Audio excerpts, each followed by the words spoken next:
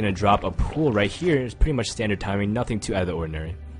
Right, I like what he's doing here, sending the double drone down, because that makes Perfect think the pool isn't going to happen, and he wants to get a hatchery down. He waited for the probe to leave to put this pool down, so good play by him. Shadrach also has this drone ready to block Perfect's Nexus. This could get interesting. This drone is actually hard to deal with when you only have a couple probes out. Oh yeah, and especially considering that one drone versus one probe usually ends with the drone being able to win, but it looks like Perfect is going to harass, or Shadrach rather, is going to harass it, but Perfect gets it down anyways, and you know, Shadrach was definitely planning to stall for a little bit longer, and Perfect, he drops a gateway right after, which is a little bit curious. I don't know if that's what he meant to do, because, you know, G is right next to F, and sometimes your finger may slip. Right, if that is a mistake, that could be a horrible mistake, because 4 Zerglings are popping out now, and all Perfect is going to have are a couple probes. Couple probes, yeah. Probes. I mean, I don't think it is a mistake either, because he grabbed gas right after as if it was a normal transition, you know, like a gateway gas, so I'm not exactly sure. I think he might end up trying to follow up with the Forge anyways, but he's cutting it pretty close here. I think he, you know, counts on the fact that the Zerglings are going to take out the pylon, so maybe that'll buy him some time, but yeah, I know exactly what you're saying here, Mike. Yeah, I mean, Shadrach actually chooses to take this pylon down. If he did go for the Zergling run-by and he missed it, he could be in a lot of trouble because that pylon would still be there and he still wouldn't have hatchery. So Shadrach is playing this safe, but this is going to give Perfect enough time to complete his wall. Yeah. He's chrono boosting out that first Zealot, dropping a Cyber Core instantly into pylon. This is really interesting play. It's pretty gutsy by Perfect. But yeah. For him. Yeah, definitely. Gutsy is the absolute right word. I mean, it could have gone horribly, but Perfect is going to be absolutely okay. Look at that timing on everything with a few seconds to spare. His Nexus is already done. He's going for second gas really quick as well, so it looks like he might even try to transition directly to some kind of Stargate play. But we'll have to see exactly, especially because right now it looks like Shadrach, I mean, his hatchery isn't even halfway done yet. Right. Yeah, this is really interesting. I'm not quite sure how to call those gas timings because I'm not used to this build without a Forge being involved. The Cyber Core is actually a lot faster than it normally is, so I have very little idea of how Perfect is going to transition out of this. He is taking all 4 of his gases now, so whoa. Some sort of tech play is highly likely at this point. This drone is still in the base. Oh yeah, that's going to be a thorn inside the Protoss's base for a while, especially because, you know, he can't really do anything without revealing it to Zerg. And so right now Shadrach definitely feeling comfortable. It looks like he wants to gear to take a 3rd expansion really fast as he is moving out his drone to the top of the map. Meanwhile, again though, looks like Stargate is on the way for Perfect, but again, like you said, some quick 4 gases here. Yeah, I want to point out a couple things really quick. First of all, as soon as these Zealots hit the middle of the map, our Zerg reacted by pumping a ton of Lings. That is actually an insane amount of overkill. He could have so many more drones right now than he does. Also, this drone is still in the base, but it is not going down to the expansion, so it has no idea Stargate is in play. And it does look like you are correct about the 3rd, but that 3rd can be so easily sniped by a Void Ray, especially when Shadrach already overcommitted the Zerglings. Yeah, it's kind of what you said, like, he's not making the best in terms of his economy management. Those Zerglings are definitely not what you need, and that's why Shadrach is going to pressure a little bit. He does see the Stargate, though, and, you know, he actually saw it twice with that drone and the Zergling, so he's going to be able to act accordingly, but at the same time, you know, he's going to have to be able to get it because he doesn't have that creep spread to defend the hatchery. He's going to have to work really fast here, Bonk.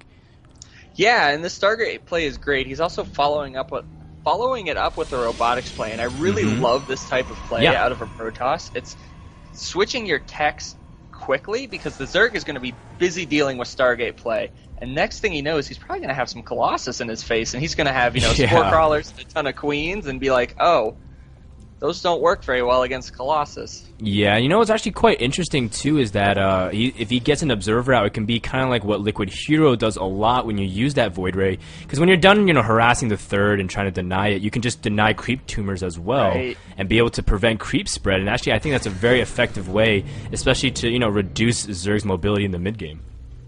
Oh yeah, definitely. That is brilliant high level play. I really hope we see some of that.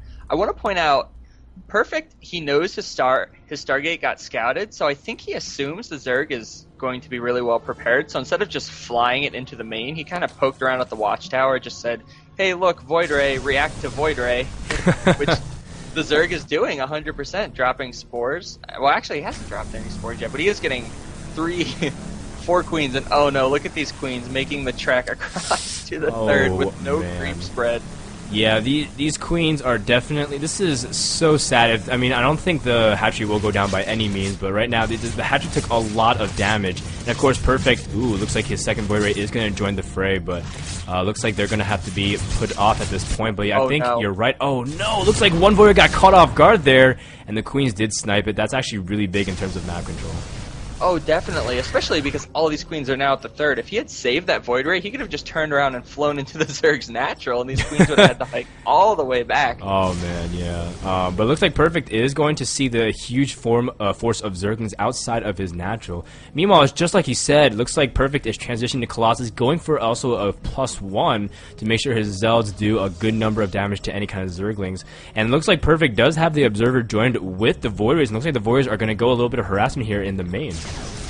Yeah, I really like this, and when Perfect saw those Zerglings, he was probably so happy, because Colossus are insanely good against Zerglings, especially with a bit of gateway support so they don't get surrounded, so Perfect has to be feeling in great position, and actually, just looking at the supply real quick, he is 20 supply ahead, and that is, as a Zerg player, you don't want to be behind in supply at this point in the game. Yeah, you know, actually, I'm kind of curious. Normally, it's around the time where Zerg is exploding in supply, but again, it goes back to because Shadrach's only got 39 drones, you know, like, because he's been wasting a lot of larva, not getting out his economy as much as he can. Right. He should be right now, like, you know, well into the hundreds, but right now he's just lagging behind 70 supply to 90.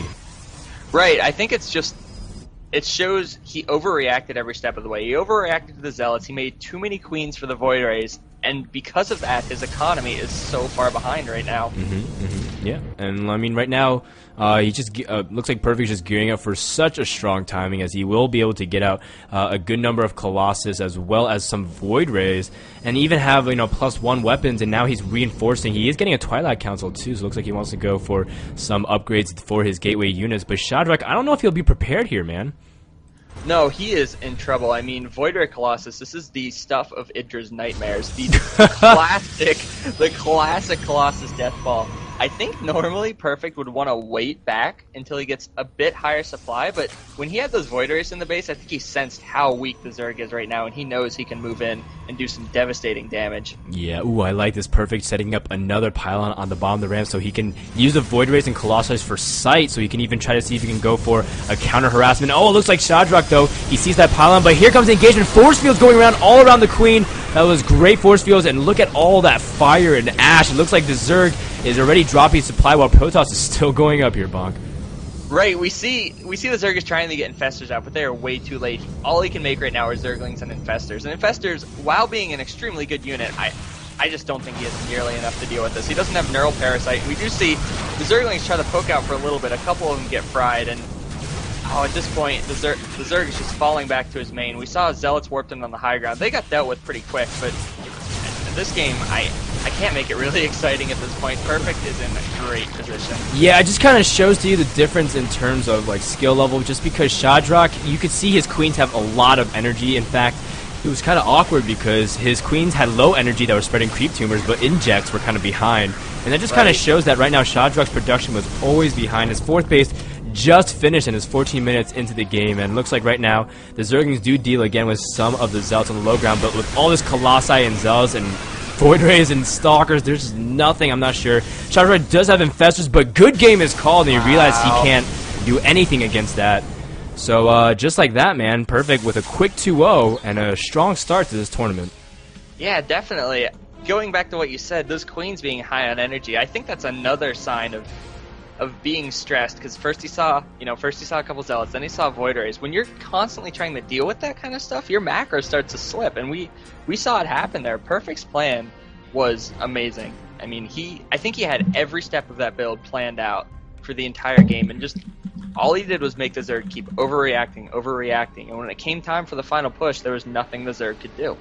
Yeah, so, you know, that's a pretty systematic game, and frankly, that's a good way to just try to force Zerg to just be off their game, because, you know, a lot of times, you know, for example, even from the very beginning, Shadrach couldn't get his Expo up because, you know, the pylon, and, you know, like, Perfect was able to do everything undisturbed, and that just kind of goes to show you how those early steps in the game really affect that mid-game timings where one side tries to push on the other, and it really sets them up pretty well.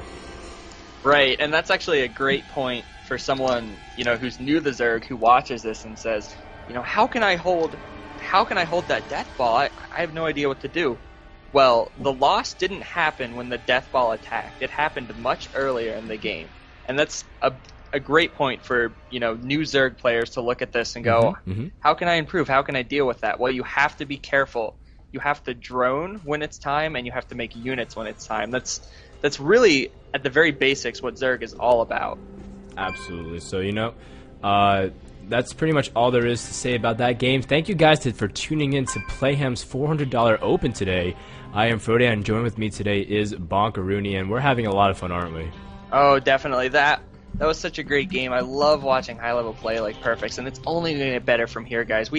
Every series is a best of 3, so you're not going to see any Grandmasters cheesed out in the first round. So, yeah. Every round we get to is just going to be better and better. I can't wait to see what Neeb finds for us this next game. Yep. So, you know what? Quick shout out to Neeb, who does a bunch of the admin stuff, as well as Ben, who's one of the admins who kind of doesn't get enough love.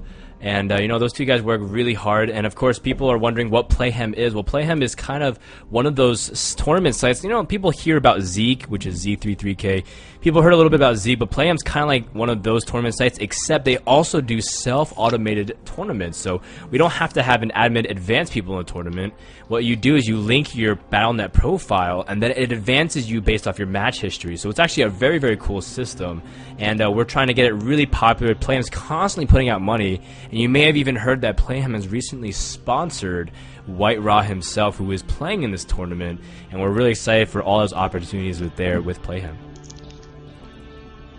Give me just a sec, sorry. Oh, sure. So, Go ahead, yeah. Oh, okay, so we're going to get ready into the next game. Looks like it's going to be McKengen, who's actually a fantastic Zerg. I've been able to cast him a couple times in the past, and he's shown very, very high-level play, and he is, of course, on a Check 6 Gaming, or at least with the tag. Meanwhile, he's going up against GEGT Galsy, who, I don't know too much about, but if he's already gotten this far in the tournament, I can definitely expect good play from him.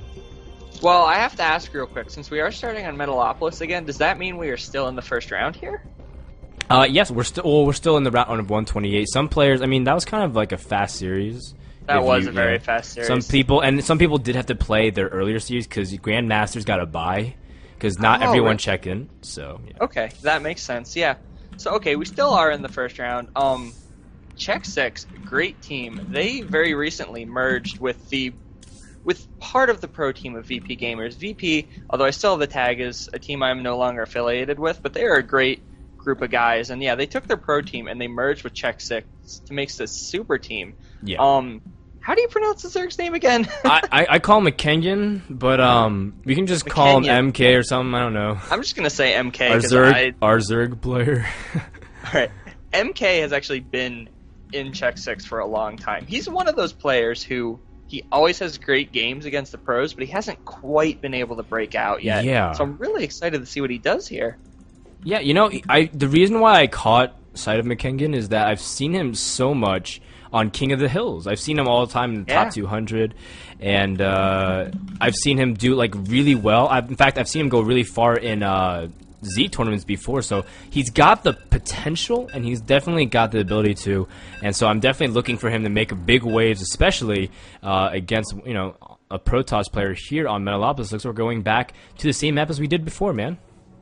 Yeah, I'm actually really excited. We're going to see another PvZ on this map, although things are kind of switched because last time the Grandmasters was perfect and the underdog was the Zerg player, but this time we see the underdog being the Protoss player, and we have our Check 6 player as the Zerg. That's going to be really exciting. Yeah, absolutely. So, we have Galsy here as the teal Protoss here in the left. And, he's got a tall order on his plate. He has to go against McKengen or McKengin,